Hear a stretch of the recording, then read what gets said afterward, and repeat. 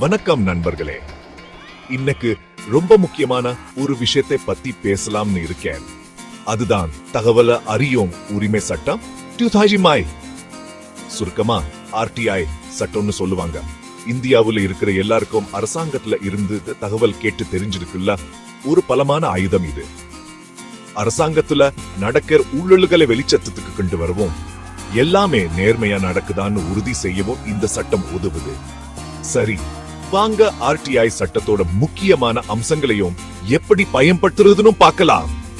முதல்ல RTI சட்டத்தோட முக்கியமான அம்சங்க என்னன்னு பார்க்கலாம்.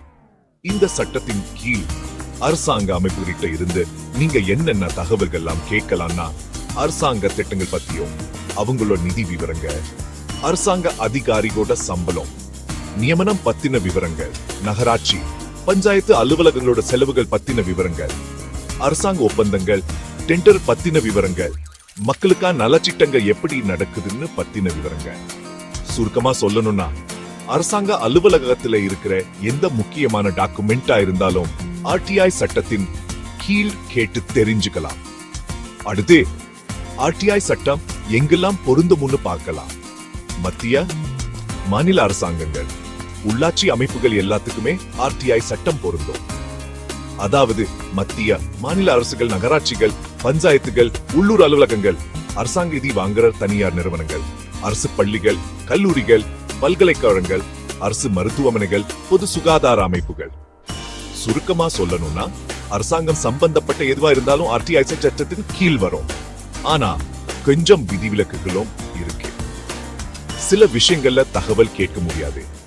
அது என்னன்னா, நாட்டின் பாதுகாப்பு சம்பந்தமான விஷயங்கள், கோர்ட்டுல நடந்துட்டு இருக்க வழக்குகள் பத்தின விவரங்கள், மந்திரிகள் அதிகாரிகளோட இன்டர்னல் நோட்ஸ், தனிநபர்களோட தகவல்கள், மருத்துவம், வங்கி கணக்கு விவரங்கள். இப்படி RTI சட்டம் வெளிப்படைத்தன்மையை உறுதி செஞ்சாலும் முக்கியமான தகவல்களையும் பாதுகாக்குது.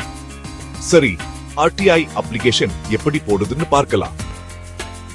ரொம்ப சிம்பிளான 4 ஸ்டெப்ஸ். ஸ்டெப் 1, அப்ளிகேஷன் எழுதணும். உங்களுக்கு என்ன தகவல் வேணும்னு சிம்பிளா எழுதி, உங்க பேர், முகவரி, இமெயில், போன் நம்பர் எல்லாத்தையும் சேர்த்து எழுதணும். ஸ்டெப் 2, பப்ளிக் இன்ஃபர்மேஷன் அப்பீர் கிட்ட அப்ளிகேஷனை சமர்ப்பிக்கணும். RTI சட்டப்படி PIO கிட்டான் அப்ளிகேஷனை அனுப்பணும். ஸ்டெப் 3, ஃபீஸ் கட்டணும். RTI application fees 10.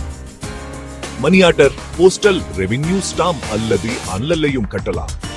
ஸ்டெப் 4, நல்ல பதில் கிடைக்கும். H4 PIO உங்க அப்ளிகேஷனுக்கு பதில சொல்லணும். இல்லன்னா நீங்க அப்பீல் பண்ணலாம். RTI மூலமா ஜெயிச்ச சில முக்கியமான வழக்குகளை பத்தி பார்க்கலாம். 2007 ஆதார் திட்டத்தோட நிதி விவரங்கள் RTI மூலமா வெளியானது. 2010 MP MLA களோட செலவுகள் RTI மூலமா வெளிச்சத்துக்கு வந்தது. 2019 பணமதிப்பிழப்பு பத்தின விவரங்களை ரிசர்வ் வங்கி வெளியிட்டது. இந்த வழக்குகள் எல்லாம் RTI சட்டத்தோட முக்கியத்துவத்தை எடுத்து காட்டுது. RTI பொது நலனுக்கான ஒரு பலமான ஆயுதம். அரசாங்க நிர்வாகத்துல வெளிப்படைத்தன்மையை உறுதி செய்யுது. ஊழலுக்கு எதிரான ஒரு ஆயுதமா செயல்படுது. அரசாங்கத்தோட நடவடிக்கைகள் பத்தி மக்களுக்கு நேரடியா தகவல் கிடைக்க வழி செய்யுது. நாடு முழுக்க பொறுப்புணர்வை அதிகரிக்கு. RTI உங்க உரிமை பயன்படுத்துங்க. வீடியோவை பார்த்ததுக்கு நன்றி. லைக் பண்ணுங்க, ஷேர் பண்ணுங்க, சப்ஸ்கிரைப் பண்ணுங்க. இன்னும் நிறைய தகவல்களோட அடுத்த வீடியோல சந்திக்கலாம். அதுவரைக்கும் வழிபண்போட உங்க உரிமைகளை பயன்படுத்துங்க.